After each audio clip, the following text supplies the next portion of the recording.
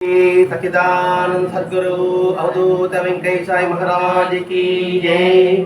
श्री सच्चिदानंद सद्गुरु श्री हुबली सिद्धारूढ़ स्वामी महाराज की जय। गुरुदेव दत्त सद्गुरु अवधूत వెలగమూడి వెంకటేశ్వర వారి సాన్నిధ్యంలో ప్రతి మంగళవారం మనం హుబ్లీలో ఉన్న సిద్ధారూఢ స్వామి వారి జీవిత విధానము, జీవన శైలి, తద్వారా మనకు అందించే ఆయన బోధ, జ్ఞానము. ఆయన దేశ పర్యటనంతా చేస్తూ అందరినీ సంస్కరించాలని ఆయన ప్రయత్నం, సంస్కరింపబడాలని ఆయన కోరిక. అంటే ఏంటి? విరోధితంగా సమాజానికి తను తెలుసుకున్న జ్ఞానాన్ని, అజ్ఞానంలో ఉన్న వారికి ఆ జ్ఞానాన్ని అందివ్వడమే మన కర్తవ్యం కావాలి. మానవుని కర్తవ్యం ఒకటి, అజ్ఞానం నుంచి తొలగి జ్ఞానంలోకి ప్రవేశించాలి. ఇప్పుడు మన పెద్దలు ఈ మాటని తమసోమ జ్యోతిర్గమయ, అసతోమ సద్గమయ, మృత్యోర్మా అమృతంగమయ అని ఈ మూడు వాక్యాలు ఎప్పటి నుంచి వస్తున్నాయి? అసతోమ సద్గమయ అంటే అసత్యం నుంచి సత్యాన్ని తెలుసుకో. తమసోమ జ్యోతిర్గమయ, చీకటి నుంచి వెలుగులోకి రా. దీనికి అర్థం చాకటి కూడా పెద్దగా చెప్పచ్చేమో, మనకు తెలిసిన భావన చెప్పుకుంటున్నాం. అంటే చీకటిలో నుంచి వెలుగులోకి రా. అది మానవుడికి కర్తవ్యం. అది ఎప్పుడు చీకట్లోనే ఉంటాను, ఎప్పుడు అసత్యంలోనే ఉంటాను, ఎప్పుడు మృత్యు బీచ్లోనే ఉంటానంటే అది మనిషికి ఉన్న లక్షణం మాత్రం కాదు. అందుకని మహాత్ములంతా అక్కడ ఏం చేస్తున్నారు? మనల్ని అజ్ఞానం నుంచి బయటికి వెలుపు తీసి జ్ఞానాన్ని నింపడం కోసం ప్రయత్నం చేస్తున్నారు. మురిగి పట్టిన బట్టని ఎలా అయితే శుద్ధి చేసుకుంటామో అది మహాత్మ లక్షణం. సిద్ధారూఢ స్వామి గత వారమే నుంచుకున్నాం. ఒక మణివాళ్ళ స్వామి దగ్గర ఆయన శిష్యరకం చేశారు. ఆయన చెప్పిన విధానానికి ఆయన మామూలుగా యోగ సాధన పరంగా అడిగినప్పుడు ఆయన సహజంగా అర్థమయ్యే రీతిలో వివరించాడు. ఇచ్చిన తర్వాత అక్కడే ఉండమని చెప్పాడు. ఇది ఆయన దగ్గరే. నేను హుబ్లీకి వెళ్తా అని చెప్పాడు. హుబ్లీకి పోవద్దని చెప్పాడు. పోతే నువ్వు చాలా బాధలు పడతావు అన్నాడు. ముందుకు హెచ్చరిక చేశాడు. అయినా సరే అది హుబ్లీకి బయలుదేరాడు. బయలుదేరడం ఏం చెప్పాడు? సరే వెళ్తే వెళ్ళినాం, జాగ్రత్తగా ఉన్నాం, హెచ్చరిక చేశాడు. అంటే అలర్ట్ అవ్వమని. ఇప్పుడు మనం ప్రయాణం టేక్ డైవర్షన్ అని బోర్డు ఎందుకు పెడతారు? మరి డైవర్షన్ ఉంది ఇక్కడ, నేను జాగ్రత్తగా వెళ్ళగలన్నాడు. 80 కిలోమీటర్ స్పీడ్స్ వస్తున్నావు, ఇప్పుడు 40 కిలోమీటర్ స్పీడ్లో వెళ్ళాలి అని అక్కడక్కడ 40, 20, 30, 80, 100 అని స్పీడు బోర్డు పెడుతుంటారు. మనం రోడ్ ప్రయాణం చేస్తాం. దాని విషయం నువ్వు అలర్ట్ అవుతాం. ఇప్పుడు గురువుగారు జాగ్రత్త పడు అన్నాడు. అన్నప్పుడు చాలా మెరుగుతో ఉండాలి అని దాని అర్థం. అందుకే భగవద్గీత తస్మాత్ జాగ్రత్త అని అప్పుడక్కడ వదులుతూ ఉంటాడు కృష్ణ భగవానుడు కూడా. అంటే అది మనం అలవర్చుకోగలగాలి, ఆ వాక్యాన్ని గుర్తుపెట్టుకోగలగాలి. తస్మాత్ జాగ్రత్త అంటే దేని మీద జాగ్రత్త? చూపులో జాగ్రత్త, మాటల్లో జాగ్రత్త, వినడంలో జాగ్రత్త. ఈ జ్ఞానేంద్రుల అయిన పట్ల జాగ్రత్త కలిగి ఉండడం, అదే కర్మేంద్రుల పట్ల జాగ్రత్త కలిగి ఉండడం. అది ఒకటేమిటి? ఆలస్యగా ఉంది అని చెప్పడం వాళ్ళ యొక్క ఉద్దేశం. ఈయన జాగ్రత్తగా చెప్పాడు, కానీ బయలుదేరాడు. దాదాపు సుమారు 1876-77 ప్రాంతంలో హుబ్లీకి వచ్చి ఉండాలి అని వస్తున్నాడు వర్షం. ఇక్కడ కారణం ఏంటంటే 10 సంవత్సరాలప్పుడే ఇల్లు వదిలారు సిద్ధారూఢ స్వామి. 10 సంవత్సరాలప్పుడే ఇల్లు వదిలి వెళ్ళిపోయాడు. ఏదో పాము రావడం, ఆయన కాటేయడం, ఇది సరిసించాలని కోరుకుంటాడు ఈయన. కానీ తల్లి అనుమతించదు. ఆ పాము కాటి రావడం, ఒక పాము కాటి మందు రావడం, నువ్వు ఆ పిల్లవాడి సన్యాసాన్ని కానీ నువ్వు పర్మిషన్ ఇస్తే, అనుమతి ఇస్తే నేను పాము విషయం తీస్తానని చెప్పడం, ఇది మనం గత వారం వివరించుకున్నాం. 10 సంవత్సరాలు అప్పుడు బయలుదేరాడు. దాదాపు 12 సంవత్సరాలు గురుసేవ చేశాడు ఒక గురువు దగ్గర. 10, 12, 22. ఆ తర్వాత 18 సంవత్సరాలు దేశానికి పర్యటించాడు. చూడండి, 18 ఏళ్ళు మొత్తం కాశీ నుంచి కన్యాకుమారి నుంచి హిమాలయ పర్వతం వరకు అన్ని ప్రాంతాలు టచ్ చేశాడు ఆయన. 18 సంవత్సరాలు తేలిక చెప్పుకునేసినాం. ఈ 18 సంవత్సరాల్లో ఎన్ని ఈటి బాధలు, ఎన్ని ఆటుపోటులు, ఇవన్నీ భరించాడు. ఎవరి కోసం అంటే ఏమిటి? సకల మానవాళి ఉద్ధరణ కోసం. అది కానీ పట్టుకుంటే ఎంత కష్టపడుతున్నారు ఈ మహాత్ములు. మనం ఏమి గ్రహిస్తున్నాం అని ఆలోచన వస్తుంది. అందుకని గ్రహించుకుంటున్నాం అని చెప్పాడు. 12 సంవత్సరాలు ఒకే దగ్గర ఉన్నాడు, గురుసేవ చేశాడు. సరే, ఇబ్బందికరం లేదు. మరి 18 సంవత్సరాల పాటు దేశ పర్యటన చేశాడంటే మనం చెప్పాడు, కాశీకి వెళ్ళాలనుకున్నాం, రామేశ్వరం వెళ్ళాలనుకున్నాం, గోకర్ణ వెళ్ళాలనుకున్నాం, నెల్లూరు వెళ్ళాలనుకున్నాం, సింహాచలం పోయాలనుకుంటున్నాం. ఆ తర్వాత పానకాల స్వామి ఆంజనేయ పోయాలనుకుంటున్నాం. మరి ఇంతమందిని చేసుకుంటూ వస్తే కూడా ఆయన ఎందుకు ఇంత కష్టపడ్డాడు అని మనం ఆలోచించాలండి. మహాత్ముని యొక్క కష్టంగా మనం గుర్తించగలిగితే తీవ్ర పరితాపం, ఆర్ద్రత, వ్యాకులత ఇవన్నీ కలుగుతుంది. అలా కలిగినప్పుడే మన జీవితం సార్థంగా అవుతుంది. ఎప్పుడు మొద్దు మారగా, మట్టి మొద్దు మారగా ఉండదు. ఇక్కడ మొద్దు అనే పదం ఎందుకు వాడాము అంటే ఏమిటి? నిస్సత్తుతో, నిస్పృహత అనేది మొద్దు. మట్టి మొద్దు మారకుంటే ఏడి కదలకుండా, నా జ్ఞానం ఉంది, నేను ఆ కదను, నేను కూర్చుని అక్కడ ఏ కూర్చుని ఉంటాను, నాకు ఎవరికి ఉపయోగం? ఆ మట్టి మొద్దు నీవు బొమ్మగా చేయడానికి ఉపయోగపడుతుంది. అది మనం ఇక్కడ గుర్తించాలి. ఇక్కడ అంటే అలా మొత్తం దాదాపు 10, 12, 22, 18 అంటే 40 సంవత్సరాలు అప్పుడు బుద్ధిలో అడుగుపెట్టాడు. 40 సంవత్సరాలు అంటే వయసు శరీరాల సృష్టి యుక్త వయసు లెక్కలో ఉంటుంది కదండి. అంటే తమ జీవశేషం అంతా కూడా అంటే శరీరం వదిలిపెట్టేంత వరకు దాదాపు 52 సంవత్సరాలు ఉన్నాడు. హుబ్లీ వెళ్ళారు మనం, మీరు హుబ్లీ అంటే ఆ ప్రాంతంలో ఆయన 52 సంవత్సరాలు నడియాడిన ప్రాంతం. శ్రీలో సాయినాథుడు ఏ విధంగా అయితే 60-62 సంవత్సరాలు నడియాడ ప్రాంతం ఉందో, హుబ్లీ కూడా ఆ ప్రాంతంలో అటువంటి పవిత్రమైన క్షేత్రం హుబ్లీ. తప్పకుండా వెళ్ళి రావాలండి. రఘుమూడి వెంకయ్య స్వామి ఆ ప్రాంతంలో ఎన్ని సంవత్సరాలు ఉన్నాడో సరిగా మనం చెప్పలేకపోతున్నాం. కానీ అంటే గొలగమూడి ప్రాంతంలో ఆయన తిరిగాడు. ఈయన 52 సంవత్సరాలు ఆ హుబ్లీ ప్రాంతంలో ఉన్నాడు. గొలగమూడిలో ఏ విధంగా ఓం నారాయణ ఆదినారాయణ అంటూ ఉంటాడో, అక్కడ ఓం నమ శివాయ అని ప్రతి ఒక వ్యక్తి పలుకుతూనే ఉంటాడు, మార్చి మార్చి మార్చి మార్చి. ఇక్కడున్న క్యాసెట్ ఇంతకుముందు అలా చెప్పేవారు గొలగమూడిలో, నామస్మరణ చేసేవారు, కంటిన్యూ చేసుకుంటూ వచ్చేవాడు. తర్వాత కరోనా నుంచి ఆ క్యాసెట్ ఇస్తున్నారు. ఇప్పటికీ ఓం నమ శివాయ అని నిలబడే కూర్చుని కూడా ఓం నమ శివాయ కాదు, ఆ తమ్ముడు కూడా పెట్టుకుంటారు. ఆయన ముందురా ఓం నమ శివాయ అంటూనే ఉంటారు, నిలబడిగా ఉంటారు అంతే. అంటే వ్యక్తులు మాత్రం మారుతూ ఉంటాడంతే. ఇలా ఆ మడివాళ స్వామి చెప్పాడు, ఆపను ఎదుర్కోవాలని చెప్పాడు. మరి ఎందుకు స్థిరపడ్డాడు అని అంటే, ఎన్నో తపోవము దర్శించిన అవేవి ఎన్నుకునకుండా హుబ్లీకి ఎందుకు వచ్చారో అది వారికే వాళ్ళకే తెలుస్తుంది. అంటే ఏంటి? ఆ ప్రాంతాన్ని ఉద్ధరించాలనుకున్నాడు. గొలగమూడి వెంకయ్య స్వామి నెల్లూరు పట్టణంలో లేకుండా ఎందుకు గొలగమూడికి వచ్చారు? అది ఆయనకి ఎరుకంటే పెద్దగా సూక్ష్మంగా ఏముందంటే, ఆ ప్రాంతం వాళ్ళు ఉద్ధరింపబడాలి అంటే అట్టడుగున్న వాళ్ళు కూడా జ్ఞానాన్ని పొందాలి, ఇట్లా చెప్పుకుంటాం. ఇప్పుడు షిరిడీ సాయినాథులు ఈ అహ్మద్నగర్ జిల్లాలో ఉండకూడదా, కోపరం తాలూకులో ఉండకూడదా? వాటన్నింటికీ దూరంగా ఉన్న షిరిడీ గ్రామానికి ఎందుకు ఎన్నుకున్నాడు?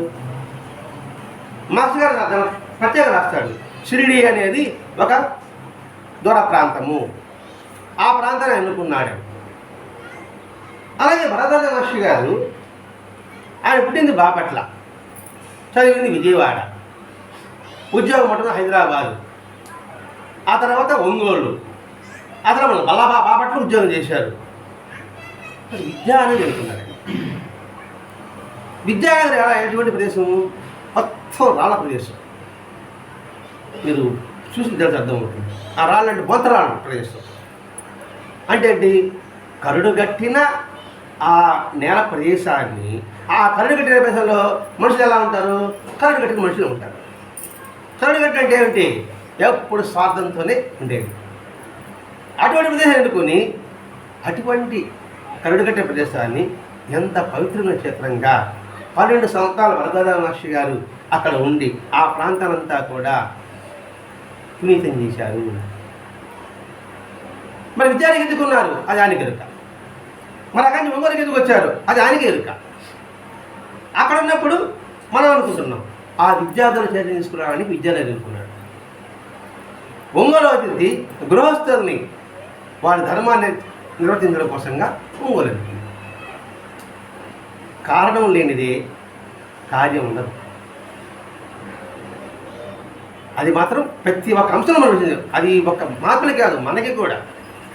కారణం లేనిదే ఈ జన్మ నాకు రాదు, ఈ జన్మ మీకు రాదు. ఏదో కారణం ఉంటుంది. ఆ కారణం ద్వారా ఆ ఏదో కార్యం నెరవేర్చాలనుకుంటాడు భగవంతుడు. ఇది భగవంతుడి ఇచ్చ, అంటే భగవంతుడి కోరిక అనే భావంతో వీళ్ళు ఉంటారండి. కాబట్టి ఎందుకు వెళ్ళాడో అది ఆయనకి ఎరుక. దాదాపు 52 సంవత్సరాలు మనం చూడండి. 52 సంవత్సరాలు అంటే అండి 40 + 52 92 సంవత్సరాలు ఆయన జీవించారు. అంటే 52 సంవత్సరాలు ఆ ఎంత పవిత్రం అవుతుంది? మన శాస్త్రం ఏం చెబుతుంది? ఒక మహాత్ముడు ఆవు పాలు పిగితే ఎంతసేపు అయితే అక్కడ కూర్చుని ఉంటాడు ఆ స్థలం పవిత్రమవుతుంది. అంటే పాలు ఎంతసేపు తీస్తాము? ఒక అరగంట తీస్తాం. అరగంట కూర్చుంటేనే పవిత్రమేస్తాం అనమాట. అటువంటిది రోజుకి ఎన్ని గంటలు? సంవత్సరానికి ఎన్ని రోజులు? ఎన్ని గంటలు? 52 సంవత్సరాలు ఎన్ని గంటలు? ఎన్ని నిమిషాలు? ఎన్ని సెకండ్లు? బాగా చూసేది.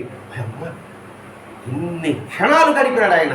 అంటే అన్ని క్షణాలు ఆ ప్రాంతంలో తపస్సుని నిక్షిప్తం చేశాడు. దారబయట జారిపోవడం నిక్షిప్తం చేశాడు. నిక్షిప్తం చేశాడు కాబట్టి ఆ ప్రాంతానికి వెళ్ళిన ప్రతి ఒక్కరికి కూడా అద్భుతమైన ఆనందం. ఇప్పుడు తిరుమలలో జగద్గురు ఆదిశంకరాచార్యులు వెంకటేశ్వర సన్నిధిలో ఆయన శ్రీచక్రం పీఠం ఆయన వేశారట. కాబట్టి ఆయన నిశ్చయం చేశారు కాబట్టి ఆ ప్రదేశానికి వెళ్ళగానే మనకు ఆనందం ఉంటుంది.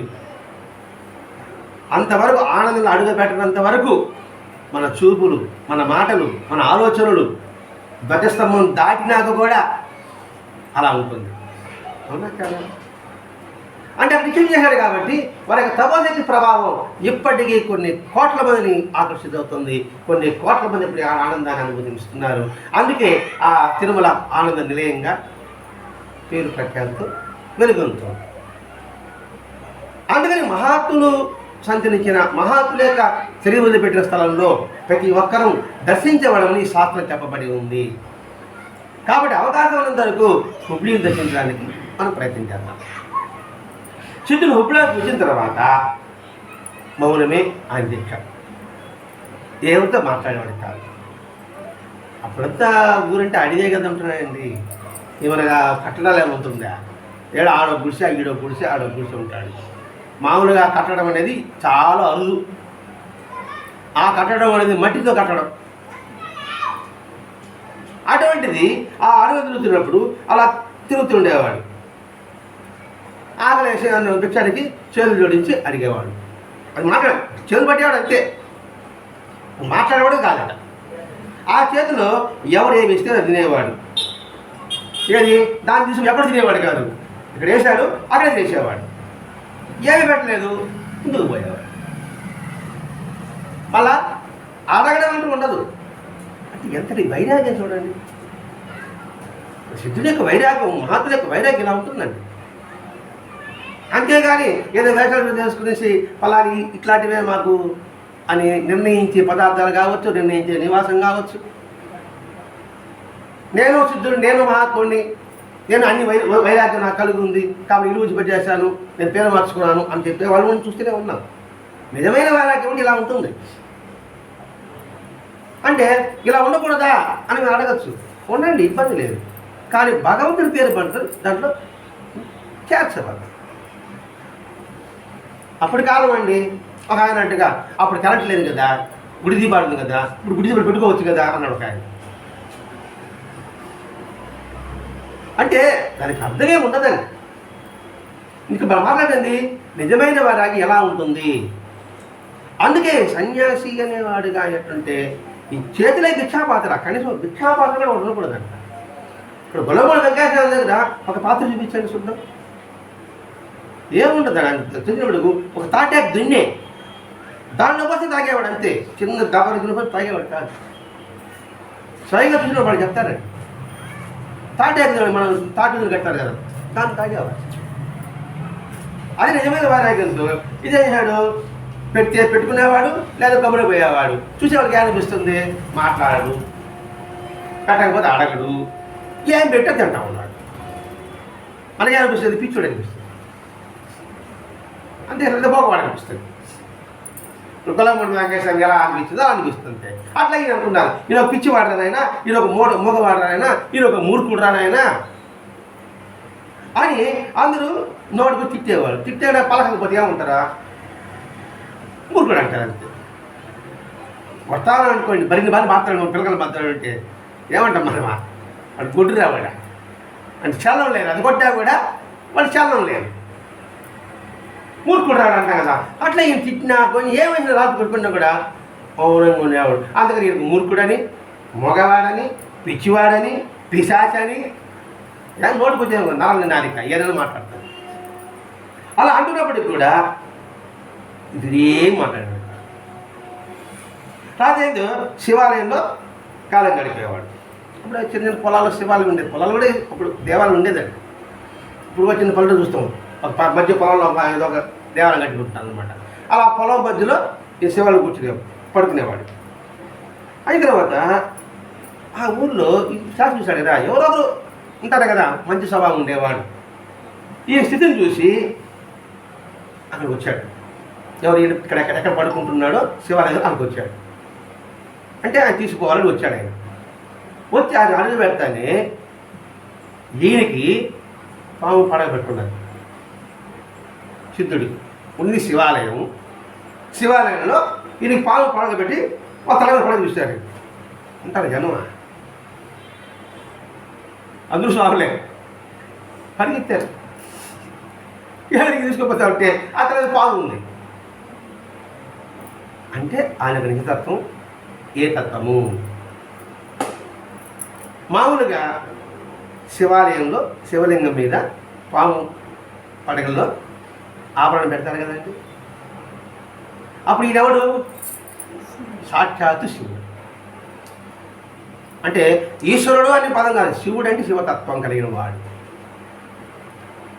అని చెప్తున్నానండి ఇక్కడ.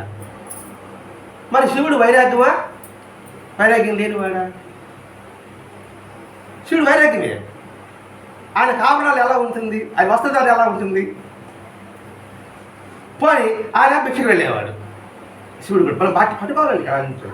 ఊరికనే ఆ పాము పట్టేసింది కాబట్టి ఆయన శివుడు అవతారము అనే భావన మనకు ఉంటుంది. లోతుగా గమనించారా, శివుడు అవతారం అంటే ఏమిటి, వాడి లక్షణం కూడా అదే ఉండాలి. నేను రాముడు వేషం కట్టి రాముడు అయిపోతాను, కృష్ణుడి వేషం కృష్ణుడు అయిపోతానా, వ్యాసం వేసా కానీ ఆ లక్షణం ఉందా, ఉంటే కృష్ణుడి యొక్క తత్వం. ఇప్పుడు ఈయన శివుడి యొక్క తత్వం ఉన్నారు, శివుడి యొక్క స్వరూపం ఉన్నారు, శివుడి యొక్క వైరాగ్యమే ఎప్పుడు శ్మశానంలో ఉండేది. ఆయన నిత్యం భిక్షకు వెళ్ళేవాడు. నిరంతరం వైరాగ్యమూర్తి. ఆయన యొక్క వేషధారణ కావచ్చు, మరి ఈయన యొక్క వేషధారణ కావచ్చు. అలాగే మహాత్ముల యొక్క వేషధారణ కావచ్చు, రామకృష్ణ పరమహంస వేషధారణ కానీ, రమణ మహర్షి గారి వేషధారణ కానీ, బాబా యొక్క వేషధారణ కానీ చూడండి ఎలా ఉంటుంది. ఇది మనం బాగా గుర్తించగలగాలి. వీళ్ళు పావుపాలంతో అది పారిపోయింది. కరకర ఎత్తుకుంటారు కదా, వెంటనే ఇది గొప్ప మహాత్ములను గ్రహించి ఆయన నమస్కరించి ఆయన మాట్లాడించిన ఎంత మాట్లాడబడేప్పటికీ చివరికి అందరూ కలిసి ఆయన ఎత్తుకుని పోయారు. అంటే ఏంటి? దేహస్ఫురణ లేని స్థితిలో ఉన్నాడు ఆయన. పాము పడగబెట్టింది, వీళ్ళు అరుస్తున్నారు, వీళ్ళు వచ్చారు, పిలిచారు అని ధ్యాస కూడా లేదు.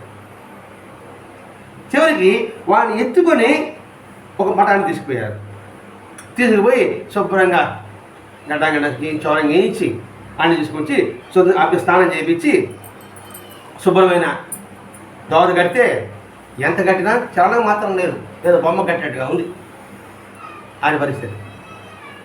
అదే కట్టిన తర్వాత ఒక మెత్తన పరుగు మీద పడుకోబెట్టారట. పడుకోబెట్టారు, పడుకున్నాడు. ఈ లక్షణాన్ని రమణ మహర్షిలో కనపడుతుంది.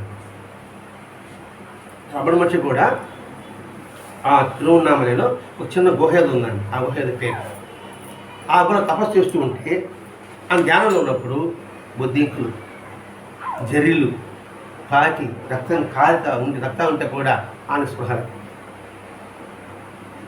ఆ తర్వాత ఒక స్వామి అట్నే తీసుకుంది, అప్పటికి ఆయన స్పృహ లేదు. అంటే మహాత్ముల స్థితి ఎలా ఎటువంటిదో అని బాగా గుర్తించాలండి. ఇక్కడ అక్కడ పరుగు పెట్టారు. చందాటి మనిషి లేడు అక్కడ. పరుపు మీదిలే పడిపోయారు, వేసి చేరిపోయారు. చాలా మనుషులే తెల్లారకుందే పడిపోయాడు. అంతవరకు స్పృహ లేదు. మరి పాలిస్తారు కదండి, అంతలో స్పృహ లేదు. పరుపు మీద పడుకుంటే స్పృహ ఎలా వచ్చింది అంటే మనం అన్నీ ఆలోచిస్తామండి. అందరూ స్పృహ లేకుండానే వాళ్ళు స్నానం చేయించారు, గుడ కట్టారు, అన్నీ చేస్తే పరుగు మీద పడుకోబెట్టారు. పడుకోబెట్టేది కదా ఆయనకి స్పృహ తీరిపినాడు. అంటే ఆ పరుపు అనేది ఇటువంటిది, వాళ్ళకి ముళ్ళ కంప లాంటిది, గుచ్చుకుంటూ ఉంటుంది అన్నమాట, ముళ్ళ కంచి లాంటిది. అంటే ఎటువంటి వాళ్ళు ఆ పరుపు అనే మనకి పరుపు మెత్తని పరుపు, వారికి అది విషయంతో సమానం. వెంటనే ఏం చేసింది, అది ఎప్పుడైతే విషయాన్ని పిలిచిందో ఇంకా విషయాన్ని ఎవరు తీసుకుంటారండి. అందుకే స్వామి మీద మాట అంటాడండి, శారీరకంగా, మానసికంగా, ఆధ్యాత్మికంగా ఏదైతే నీకు అడ్డు తగులుతుందో దాని విషతో లేక భావించన్నాడు. అంటే శారీరకంగా ఈసారి విడిగి పోవాలి అనుకున్నాను అనుకున్నాను, ఏది అడ్డు వచ్చింది అది విషం కాబట్టి దానికి దూరంగా ఉంది. ఎవరైతే అడ్డు వస్తారో దానికి దూరంగా ఉంది. అదే మానసికంగా అది కావాలి ఇది కావాలంటూ ఉంటుంటుంది, ఏదైతే కావాలంటుందో దాని విషయంగా చూడండి. ఆధ్యాత్మికంగా సాధారణ చూసినప్పుడు నీకు కళ్ళు మూసుకుంటానే కొన్ని వేల మంది కనబడతారు, కళ్ళు తెలిసి 10 మంది కనబడతారు. కాబట్టి అటువంటి సంఘటనలు నువ్వు దృష్టంగా భావించు. బాగా ఆలోచించండి. మన జీవితంలో పొద్దున్న సాయంకాలం మనం ఉన్నాం, ఎన్నో దృశ్యాలు చూస్తాం, ఎందరితో మాట్లాడాం, ఎందరితో తగు చేసుకున్నాం, ఎందరితో నవ్వుకున్నాం. పడుకున్న తర్వాత ఇంచుమించు వాటి సగం అంతా మనని పాడు చేస్తూ ఉంటాం. మనం గమనిస్తే మనకు అర్థమవుతుందండి ఎందుకు ఇలా అయింది. ఒకవేళ ఈరోజు కాకపోయినా ఎన్నో సంస్కారం ఉంది కదా, అది లేవుతుంది అనమాట. అందుకని అని చెప్పాడు, ఈ విధంగా పడుకుంటానండి. ఎప్పుడో ఎవరితో కృష్ణ గారితో మాట్లాడుకుంటే కృష్ణ తగ్గు పెట్టుకుని ఉంటా, ఆ సంవత్సరం 2 సంవత్సరాలు అయిపోయి ఉంటుంది, అప్పుడు ఇప్పుడు వస్తుంది అనమాట. అంటే ఇంకెంత ఉంది, 2 సంవత్సరాలు అంటే ఇంకా 2 సంవత్సరాలు ఇంకా ఉందన్నమాట. అది ఇప్పుడు ఈ క్షణం నుంచి నేనేం చేయాలి, ప్రతి క్షణాన్ని భగవతత్వం అనుసంధానం చేసుకుంటూ ఉండాలి. అది కృష్ణ గారితో మాట్లాడి, ఇంకొకరితో మాట్లాడి, బాగా మాత్రం భగవద్గీత అనుసంధానం చేసుకున్నాం అనుకోండి. ఇప్పటి నుంచి చేసేదంతా కూడా తర్వాతలో మనకేమొస్తుంది, సత్సంగం చెప్తున్నట్టుగా, భజన చేసుకున్నట్టుగా, కీర్తన చేసినట్టుగా, కీర్తన వినట్టుగా, మహాత్ములతో మాట్లాడేట్టుగా, లేదా వెంకటేశ్వరులు కూర్చున్నట్టుగా ఇవే వస్తాయి. నేను అనుకునేది ఇంక సత్సంగం చెప్తున్నాను కదా, నాకు ఇట్లా కలర్ రాలేదే అనుకునేవాడిని. ఇప్పుడు అర్థమవుతుంది. ఇప్పుడు చేసేది రేపు, ఇప్పుడు జరిగేది నిన్నటిది. అది ఇప్పుడు నీకు జాగ్రత్త పడాలా. ఈ రోజు నుంచి అనవసరంగా చూడడం, అనవసరంగా మాట్లాడడం, అనవసరంగా వినకుండా ఈ కర్మేంద్రాన్ని కూడా శబ్దాలు వెళ్తే అదే భావాలు మనకు వస్తుంది. చాలా అసలు మొన్న నాకు మాట అన్నారు, ఆయన పడుకుంటే ఏదో తీర్థాడిపోయినట్టుగా సత్యగినట్టుగా వస్తున్నాను కూడా. నేను అనుకునేవాడిని ఎట్లా వస్తుంది బా, మనం కూడా అనుకుని పడుకుంటాను, పడుకుని అడుగు వస్తే కదా అంటే ఎన్నో జన్మ సాధన పరంగా చేసేసరికి అది వస్తుంది. కాబట్టి ఈ క్షణం నుంచి మనం ఏం చేయాలనే సంగతి గుర్తిరగాలండి. పరుమన్నాం, ఆ పరుమిషంతో సమానం, అందుకోసం గురించుకుంటున్నాం అంటే ఎగిరిపోయి పరిగెత్తి వెళ్ళిపోయాడు. ఇదే తమాషగా ఉంది, ఆయన రాసి ఉంటాడే అనుకోవచ్చు మనం. అందుకే రామకృష్ణ పరమహంస చరిత్రలకు వెళ్ళాలన్నమాట. రామకృష్ణ పరమహంసకి కనకానికి అంతకు దూరంగా చెప్తా ఉంటాడు. ఈ విధంగా ఉంటాడా? ఇది కనకానికి కాంత అంటే భార్య, విధంగా ఉంటారా అని అనుమానం వచ్చింది శిష్యులకి. సరే, శారదాదేవి రామకృష్ణ పరమహంస గదిలో పోయారు. చూద్దాం ఈ సంగతి ఏంటో అనుకోని ఎట్టో వచ్చిన అందరూ చూస్తున్నారంట. అక్కడ ఏదవుతుందంటే ఆయన కూర్చొని పెట్టి కాలి కదా పూజ చేస్తున్నాడు. ఒకటైపోయింది. కనకమంటే బంగారం డబ్బు ఇవనే కదా. సో అదే ఏం చేసినాడంటే ఆయన పడ కింద రాగి కాసు పెట్టాడు, రాగి కాసు పడుకోమన్నాడు. చూద్దాం ఈ సంగతి ఏంటంటే సంగతి ఎంత వేరే తెలియాలి కదా. వెంటనే అండి అక్కడ కూర్చున్నాడు లేదు, కరెంట్ షాక్ కొట్టి ఎలా ఉంటుంది, ఎగిరిపడ్డాడు. ఆయన పడవని పడలే, ఎగిరిపడ్డాడు. తింటే అదొకటి అన్నాడు. చూస్తే రాగి కాసు పెద్దమే అనుకుంటున్నాడు. మెత్తన పరుగు పెట్టడానికి ఎలా మారిపోయినాడు సంగతి. ఇదే సాధ్యం. ఇదే వెంకయ్య స్వామి ఋషికేశ్ నుంచి ఒక సన్యాసి వచ్చి స్వీట్ బాక్స్ ఇస్తే అబ్బా విషయం అన్నాడు. అదే బాబా గారికి బరోడా దాన్ని బంగారం నగలు కాలు తీసుకొస్తే ఏమన్నాడా, తీసుకున్నాడా? మానసాబద్ధం రే బంగారం అదా ఇదే అన్నాడు. మానసాబద్ధి ఇక బంగారం ఎవరికైనా చూస్తున్నా ఆశ్చర్యం కదా, బా ఇంత బంగారం రాకపోతుంది అనే సంగతి. వెంటనే బాబా తట్టాడు, రే బంగారం అదా ఇదే ఇదే అన్నాడు. తీసేదాడు. అదే కలెక్టర్ వాళ్ళకు ఎదురు వస్తే బాబాయ్ ఏమన్నా వాళ్ళకి స్పెషల్ దర్శనం ఇచ్చాడా? చూడండి ఎట్లా ఉంటుందో వైరాగ్యం అంటే ఇట్లా ఉండాలండి. ఏదో పైకి వైరాగ్యం ఉన్న నటించడం కాదు. నా బోటు నటించాడండి, అందుకు చెప్పుకోవాలి కదా. అంటే వీడిగా అంటాడు, అబ్బా మితంగా తింటాలని ఒక ఆలోచన మీకు ఉంటుంది కదండి. సరే, అమ్మగారు ఏదో మా ఇంటికి పూజ అండి, భోజనానికి రండి అని పిలిచారు. సరే, భోజనానికి పిలిచారని చెప్పేసి మా ఇంట్లో భోజనం అటు చేస్తానని చెప్పేసి చెప్పైనా మా ఇంట్లో ఏం చేయలే, భోజనం చేయలే, అన్నం బ్యాట్ ఇక్కడికి వచ్చిన. సరే, ఎవరు లేకపోయింటే ఆ బిడ్డను తిండేవాడిని నేను. అందరూ చేయలేదు, మీరు నన్ను ఒకటి పిలిచి అందరూ పిలుచుంటారు. అందరూ చూసిన రకాల పదార్థాలు అంటే కనబడతా ఉంటుందా. నన్ను ఏమనుకుంటున్నాడు, బా ఇది కొంచెం భక్తి పరుడు కదా, ఇది బెదగా తింటాడులే, మీరు మనకే కదా అని అనుకుంటాడు వాళ్ళు కూడా. ఇవన్నీ నేను చూశానండి. తర్వాత అయితే మనుషులు చూసినా, వాళ్ళు చూసిన తర్వాత ఇక లేక అటాగిరిస్తా అంటే ఎక్కువగా అనుకుంటారు కదా, ఉండే పేరు పోతుంది కదా, అటాడి కనుకుంటుందా. సరే, ఇంటికి పోయినా, అబ్బా చూడండి అతను ఎంతటి మిత ఆహారం తీసుకుంటున్నాడు, చాలా గొప్పవాడండి. చూడండి ఎంత మధ్య ఆకలైనప్పటికీ కూడా ఏదో కొద్దిగా తీసుకున్నాడు, ఆ కొద్దిగా కడుపు నిండిపోయిందండి. గొప్ప మహానుభావుడు అండి అనుకోవాలి కదా మీరు అందరూ. ఇంటికి పోయినా వద్దని చెప్పాను, అన్నం వద్దని చెప్పాను కదా, నేను అన్నం పడతానని అన్న. ఏం చేయాలి ఆ పరిస్థితి? ఇది కబడ్డీ వైరాగ్యం బట్టి. అప్పటి నుంచి కబడ్డీ మొహమాట పడుకుందని చెప్పేసి శుభ్రంగా అడిగి పెట్టుకుంటాడు. మనకి పేరు వద్దు, ప్రఖ్యాతులు వద్దు స్వామి. ఇట్లా అన్నప్పుడు పారిపోయి అడుగు దగ్గర ప్రయాణించాడు. ఆడిపోయి వాళ్ళు రొట్టెడికి పిట్టుగా అడుగు తింటున్నాడు. నిజమైన వరకు ఇలా ఉంటుంది సంగతి. ఒక తర్వాత శరణప్ప ఉంటారు కదా, సత్తంగా చెప్పాడు అలా నా బోడిగాడు వాళ్ళు నలుగురు తెచ్చుకొని సత్తంగా చెప్తున్నాడు. ప్రజలు సాయంకాలం నిజ గుణుల బోధాంతో శ్రవణం చేసేవాడు. నిజ గుణం ఇంత గుణులు అన్నాడు. నిజం గుణం గురించి బోధాంతం చేస్తున్నాడు. ఎవరు? ఆ శరణప్ప అనేవాడు. అంటే మనిషి యొక్క నిజగుణతత్వం ఎలా ఉంటుందో ఇప్పుడు చాగట కోటేశ్వరరావు అంటే ఏం చెప్పాడు, 2 రోజులు వ్యక్తి యొక్క సుగుణాల గురించి ప్రయోజనం చెప్పాడు కదండి 2 రోజులు కేఆర్పీలో. అంటే వ్యక్తి యొక్క సాధగుణం ఎలా ఉండాలి, ఏది అలవర్చుకోవాలి, అసూయని జయించాలి, ద్వేషాన్ని అరికట్టాలి, మనోపుష్పాన్ని సమర్పించాలి, ఇదేగా చెప్పుంటాడు. ఇంకా చెప్పాడా?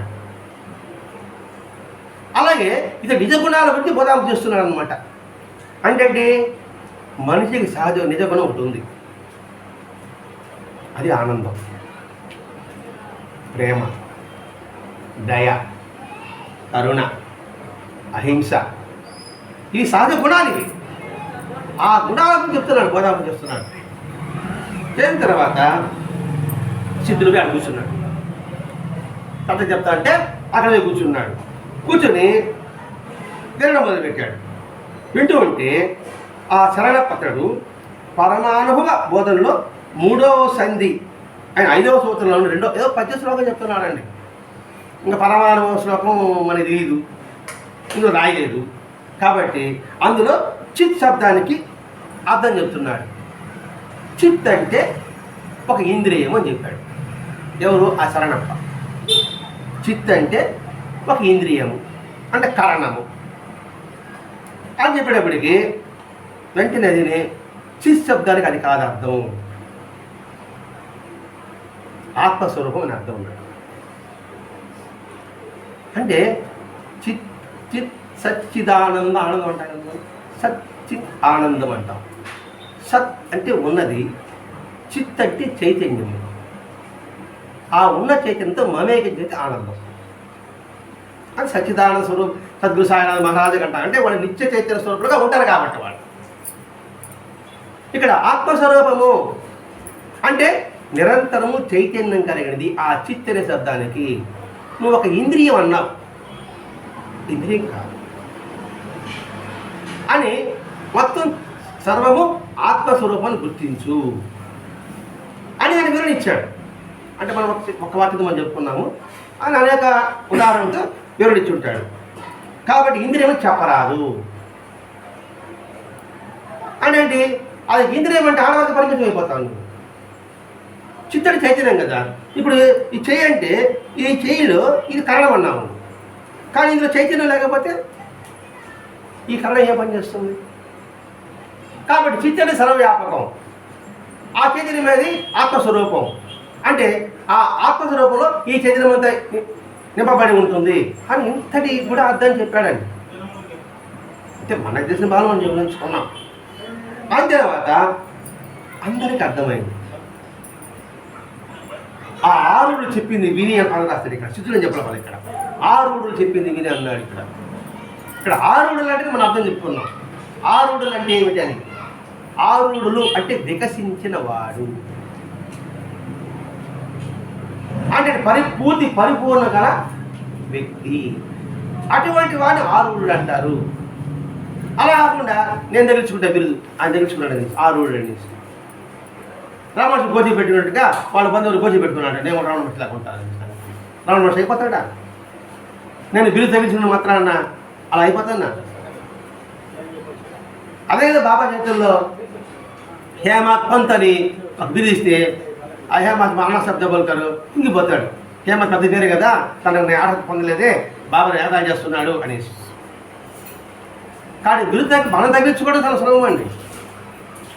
మనం తగ్గించుకుంటాం, ఒకడెవడు కూడా ఇచ్చేది ఉండదు. నీ సహజ స్వరూపం ఆ విధంగా ఉండాలి. అది ఒకటే గురుస్వామి మన సప్తకానికి సంబంధించింది. మాస్టర్ గురుస్వామి పేరు పెట్టుకుంటే ఇంకో పేరు పెట్టుకుంటే ముందు వాళ్ళ పేర్లు అంటే దాన్ని అవివేకం అంటారు. దాన్ని దాన్ని విమర్శించేది కాదు, అవివేకం, అజ్ఞానం, మూర్ఖత్వం. అంతేకాకుండా యారుడండి విసిచ్చిన వాడిని కాకుండా శిఖరం మీద పాదం పెట్టిన వాడు ఒక అర్థం అండి. శిఖరం మీద పాదం పెట్టిన తర్వాత ఇంకెక్కడికి వెళ్తాడు వాడు? ఇంకా విమానపట్నం చివరికి ఇక్కడ కూర్చున్నాడు. ఇది శిఖరం అవుతుంది, అంత శిఖరము. ఇక్కడ వెళ్ళిన తర్వాత కాకపోతే ఎక్కడ ఉంటుంది అంటే అందరి వ్యక్తులకు ఎదిగిన వాడిని అర్థం, అంటే సర్వశాస్త్రాలు ఎదిగిన వాడిని అర్థం, అంటే సబ్బును జ్ఞానం పొందిన వాడిని అర్థం. ఇంకా అక్కడ స్థలం అంటే ఏముండదు. ఇప్పుడు వామన అవతారంలో పాదం ఆకాశం పెట్టాడు, ఇంకా అక్కడికి లేదు. ఒకటి భూమి అంకెక్కడ లేదు, అంటే మొత్తం ఆక్రమించేసింది, ఇంకా స్థలం లేదు. అందుకని ఇక్కడ ఆరుడులు అనే పదం వాడారండి. ఆరుడు చెప్పిన విని వారంతా సాక్షాంగ నమస్కారం చేశారు. ఎవరు? ఆ శరణ పర్యాటనం కావచ్చు, ఆత్మ సత్సంగం అందరూ కావచ్చు. వెంటనే పడేశారు, అన్నం పెట్టి ఇక్కడ పడుకోమన్నారు. ఏం మాట్లాడు, గమ్మున వెళ్ళిపోతాడు. స్వామి తిరువాళ్ళు చూడ అంటానంటే వాళ్ళకి అదొక పట్టించుకోరు అన్నమాట. అంటే లోక వాసన పనికిరాదు. అక్కడి నుంచి వేగంగా పోయి ముళ్ళ పొదల్లో ఉన్న బావిలో దిక్కుస్తున్నాడు. ఇక్కడికైతే ఎవరు రారాలి. బావి, ఆ బావిలో ముళ్ళ పొదలు ఉంటాయి, మామూలుగా అడవుల్లో అట్లా ఉంటాయి కదండి. అక్కడ కూర్చొని ఇదిరా నా నివాసము, ఏడికైతే మన జోలికి ఎవరు రారు అని అక్కడికి కూర్చొని ధ్యానం చేసుకుంటున్నాడు. ఇంకొకడు వచ్చాడు, ఒక వైశ్యుడట. ఆయన వచ్చి తన ఇంటికి తీసుకుపోయి మళ్ళీ ఆ పట్టుపత్రాలు పెట్టి పట్టుపత్రాలు కూర్చొని పెట్టి చదివేశాడు. తెల్లారక ముందు ఆ గుడిదాడు బీగాలు వారేసాడు, భోజనం పెట్టుకున్నాడు, ఆయన బావిలో పోయి కూర్చున్నాడు. ఎంతగా ఎవరు ఇంత పెరికించ కూడా వెళ్ళిపోయారని చెప్పి అందరికీ ఆశ్చర్యంగా ఉంటుంది కదండి. ఇలా కుండోలైన తర్వాత బసవాన్ని అతను సిద్ధుల వద్దకు వచ్చి నాకు యోగ వాసిష్టం గురించి చెప్పు అన్నాడు.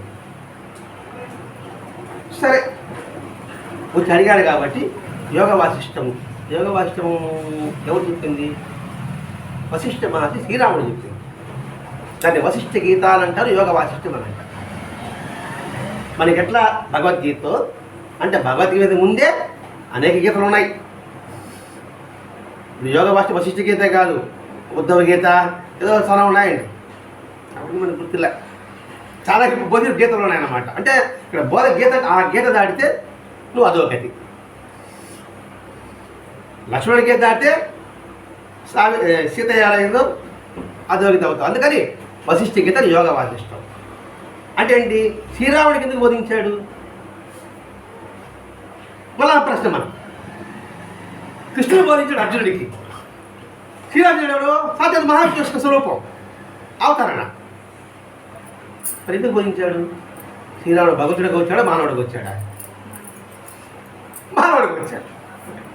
మానవుడు వచ్చాడు కాబట్టి మానవుడికి ఉండే అల్లకొల్లలో అతనిలో ప్రకటమవుతాడు.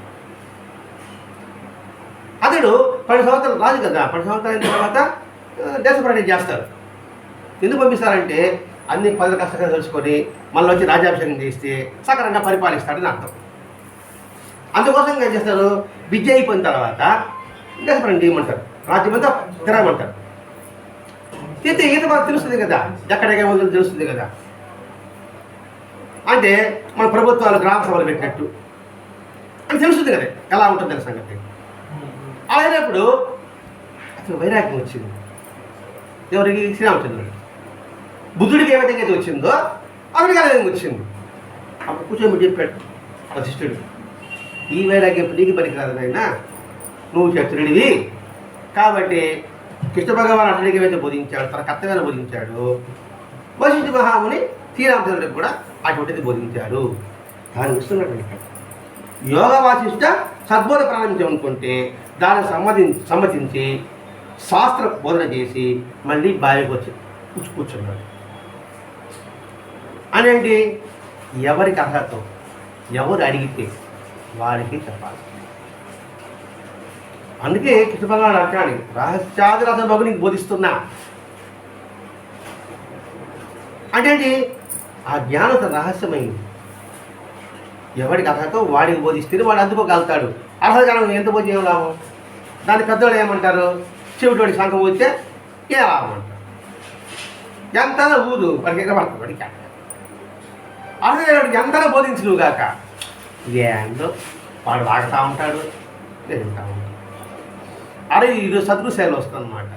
ఒకడు వస్తాడు, బాబా చెప్తాడు, బాబా ఈరోజు ప్రవచనం ఉంది కదా, ఎవరికి? బాబాగా చెప్తున్నాడు.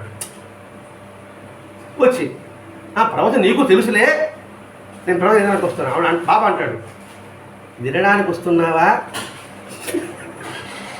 గ్రహించడానికి వస్తున్నావా అనేసి. ఈరోజు వచ్చిన బా సీరియల్ అంటే అది ఎవరికి? వాళ్ళకి కాదు, మనకండి.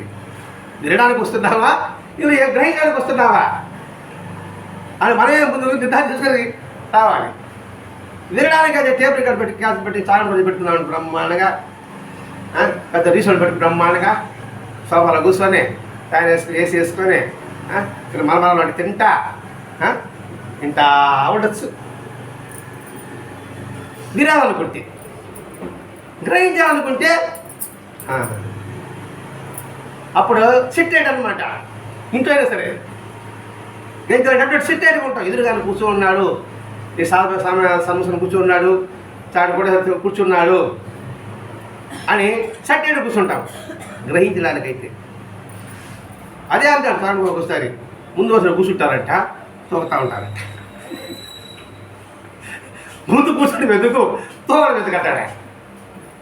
ఇవన్నీ మనం చెప్పుంటాడండి అన్ని. అట్లా అరేహలతో వాడికి బోధించాడు.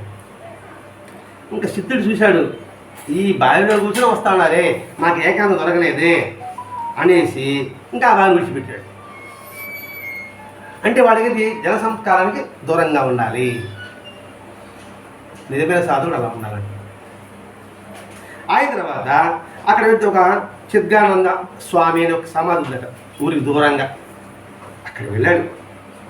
అక్కడే ఆ సమాధిలో కూర్చుంటూ అదే కదా ఈ పశువులు పిల్లలు వస్తుంటారు కదా, వాళ్ళతో ఆటలాడుకుంటూ అతను అడవిలో పండ్లు ఏరుకుని వచ్చి కోసుకొచ్చి వాళ్ళకి పెడుతూ తను తింటూ ఆనందిస్తున్నాడు. పిల్లలతో ఆటలాడడం అనేది అందరూ మహాత్ముల్లో ఉన్నాయండి. ఒక్కళ్ళగా ప్రతి ఒక్క మహాత్ముల్లో బాబా కావచ్చు, వెంకటేశ్వరం కావచ్చు, రామకృష్ణ మహంత కావచ్చు, రమణ, అందరూ ఆ పిల్లలతో ఆడుకోవడం అదొక ఆనందం. అలా అలా కలుస్తుంది. ఇంకా పండ్లు అంటే నేరేడు పండ్లు ఉంటాయి, జామ పండ్లు ఉంటాయి. ఆ కోసి వాళ్ళకి పెట్టేవాడు, ఆ సమాధానం నిద్రపోయేవాడు. అది వాడి దినచర్య. ఒకరోజు ఆటలాడుతూ ఉంటే తోటలోకి వెళ్ళాడు.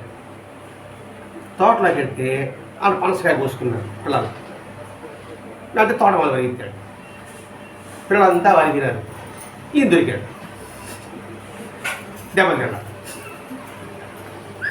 పిల్లల కోసం దెబ్బలు తిన్నాడు. బాతా ఉంటే కూర్చుంటాడు.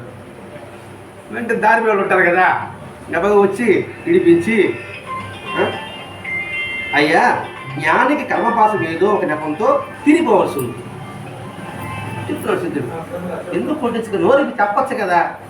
పిల్లల కోసం వచ్చారయ్యా, ఒకటి తీసుకుంటే ఏం పోతున్న మాట అంటే ఏముంటాడు, ఆ మాట ఎందుకు చెప్పలేదంటే ఈయనంటున్నట్టు. జ్ఞానికి కర్మపాసం ఏదో ఒక నెపం తిరిగిపోవలసే ఉంది. జ్ఞానికి కర్మపాసం, కర్మ ప్రారంధాన్ని ఏదో ఒక వెళ్ళిపోవాలా. వాళ్ళు దాన్ని తీసేసే ప్రయత్నం చేస్తారు. ఎంత త్వరగా మరణి వెళ్ళిపోతే అంత స్వచ్ఛత ఏర్పడుతుంది. అందుకే వాడు ఆ జ్ఞాన శరీరాన్ని పెద్ద తల మీద మూట పెట్టుకుంటే మూస్తే ఎలా ఉంటుంది అక్కడ. కొంత దూరం బాగా నడిచామనుకోండి, అలసిపోతాం కదా, ఎప్పుడు దించేస్తామా, ఎక్కడ స్థలం ఉందా అని ప్రయత్నం చేస్తాం కదా. అట్లా ఉంటారంట వాడు. ఈ శరీరానికి ఎప్పుడు దించేస్తామా ఇక్కడి నుంచి అని వాళ్ళ దుషంతా కూడా ఇది పెద్ద భారం. ఈ శరీరము, ఈ లౌకికము, ఈ జనాలు, ఇవన్నీ ఒక పెద్ద భారం. కాబట్టి జ్ఞాని కర్మ ఏదో ఒకరిగా తినవలసిందే అంటూ కృష్ణుడికే తప్పలే అపవాదు అంటాడు. మనం కృష్ణుడికే అపవాదు తప్పలే. మరి ఆయనకి జ్ఞానే కదా. మరి అపవాదిని స్వీకరించాడా, వదిలిపెట్టాడా? స్వీకరించాడు. ఏ సందర్భంలో? సమంతకం అని. అంటే జాంబుతో సంబంధంగా ఉంటే వాళ్ళ తమ్ముడు తీసుకొని పోవడం, అది పులి మింగేయడం, ఇవన్నీ మనకి అందులో ఉంటుంది కదా. కానీ స్వీకరించాడు. మరి కృష్ణ భగవానే స్వీకరించాడు ప్రారంభాన్ని.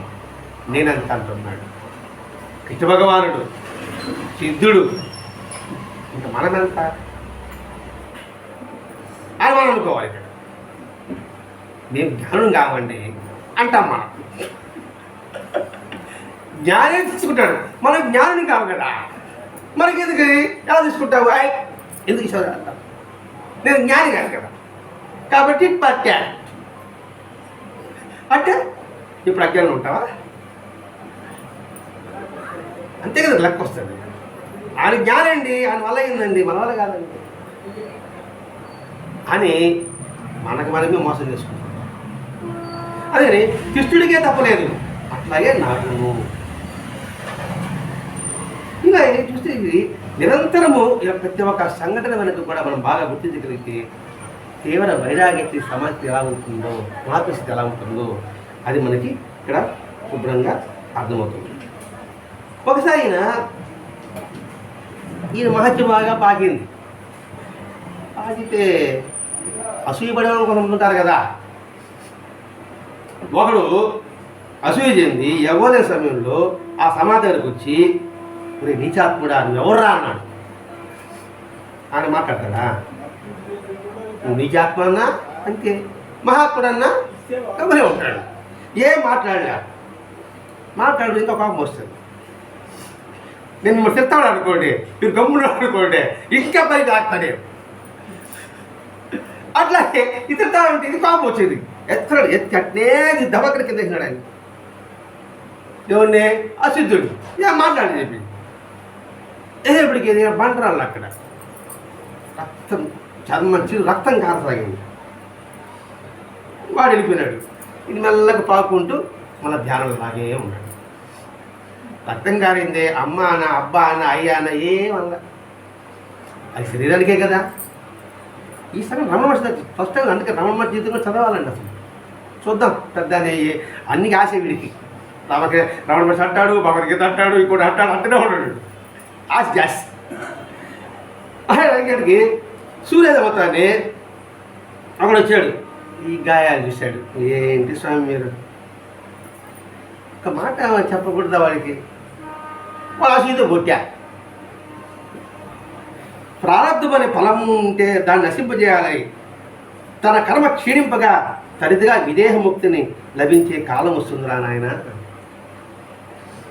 అది అంతకు అనుభవం చేస్తే విదేహము అంటే దేహస్వరం లేని కాలం వస్తుంది. అందుకోసం ఇలా చేస్తున్నాడు. ఆయన అట్లా ఇంకేం చేస్తారా? వచ్చారు, తీసుకున్నారు, మందు పూసారు, కట్టు కట్టారు అని చేశాడు. ఆయన లిప్తంగా ఉన్నాడు. కరెక్ట్గా రమణ మహర్షి ఇదే జరుగుతుందండి. అతనికి సర్పమ్య అనే వ్యాధి. ఆపరేషన్ చేశారు. ఆపరేషన్ చేస్తే ఎట్లా బాగా జరుగుతుంది. దానికి కొంచెం చల్లగా ఉండాలి. ఒకసారి చలికాలం చల్లగా ఉండి ఆపరేషన్ అప్పుడే పోయినారండి. చలికాలం ఇప్పుడు మన శిష్యులు ఉంటారు కదా, అతిభక్తిగా రే స్వామి చలి అని కోపడి తీసాడు, పెట్టి కింద పెట్టారు. ఇంక వేడిగా ఉంటుంది వాడి ఉద్దేశం. అది ఉదయాన్ని లేచికి ఆ వేడికి ఎట్టయిందంటే పుండు వణిగిపోతా ఉంది. ఉదయం డాక్టర్ వచ్చాడు. ఎవరైనా కోమడి పెట్టారు? మేమే పెట్టారు శిష్యులు అన్నారు. ఎందుకు పెట్టారు? చలిగా ఉంది బయట అంతా అనేసి. పాపి దానికి వేడి బట్టి ఇంకా దెబ్బతింటారు అన్నాడు. స్వామి ఒక్క మాట చెప్పకూడదని మీరు అన్నారు. మీరేమో బాగుంటే కోసిపోయినారు, వాళ్ళేమో చలి అని చెప్పి కొమ్మడి పెట్టారు. ఈ శరీరం ఏమో వణికింది. నాకే సంబంధం అంటారు. నాకే సంబంధం అంటున్నాడు. మీరు వచ్చారు, కోశారు, వాళ్ళు వచ్చారు, పెట్టారు. ఈ శరీరం వణికింది, నాకే సంబంధం అంటున్నాడు. అది ఆత్మస్వరూపం. అంటే నిరంతరం ఆత్మచింతన లయమంటే ఇదండి. మరి గొలగమూడి వెంకయ్య స్వామి ఆ దోక్కుంటా మటగాడకపోతే మొత్తం ఎర్రకు పడిపోతే కూడా ఏమన్నా. అలాగే బండికి ఎడ్డబండి ఉంటాయి కదా, కాళ్ళు కింద ఏలాడి చేసి ధ్యానం చేసుకుంటూ ఉంటే అతని ఉదయంలోంచి పేగు వస్తే ఆ పేగు వచ్చినప్పుడు దాన్ని కాకి పొడస్తూ ఉంటే శాంతంగా ఉన్నాడు. మరి ఇద్దరు ఏం సాగా నీకు పేగు వచ్చి దాన్ని కాకి పొడస్తా ఉండేస్తామంటే ఎక్కువ యోగం రాలే అవకాశం. చూడండి నిజమైన మేధాకి ఎలా ఉంటుందో అద్భుతంగా కళ్ళ కట్టడిగా మన భరద్వాజ మాస్టర్ గారు అందించారండి. సిద్ధారాయణ స్వామి యొక్క తత్వం, వెంకటేశ్వర యొక్క తత్వం, రమణ మహర్షి యొక్క తత్వం అద్భుతం. ఏదో భరద్వాజ మాస్టర్ అనుగ్రహం వల్ల అందరి మహాత్ముల చరిత్రల్ని మనం శ్రవణం చేసే అవకాశం కల్పించిన ఆ ఆచార్య ఇక్కడ భరద్వాజ మాస్టర్ గారికి ఎన్ని జన్మల్లో మనకి మన రుణం తెచ్చుకోలేదు. మన తోలువులు చొప్పులు గుట్టించి ఆయనకి ఇచ్చినా కూడా రుణం తీరదు. అటువంటి మహాత్ముని యొక్క రచనలు మన అందరి చేతిలో ఉండడం మన పూర్వజన్మ సుకృతం. ఆ రచనను మనం సార్థకం చేసుకోవడం కోసంగా చదివి గ్రహించి సాధన చేసుకోవడం విధంగా మనందరం ప్రయత్నించాం. స్వస్తి. శ్రీ సచిదానంద సద్గురు అవధూత వెంకటేశ్వర మహారాజ్ की जय. శ్రీ సచిదానంద సద్గురు ఉపరి సిద్ధారాయణ స్వామి మహారాజ్ की जय. గురుదేవ దత్త.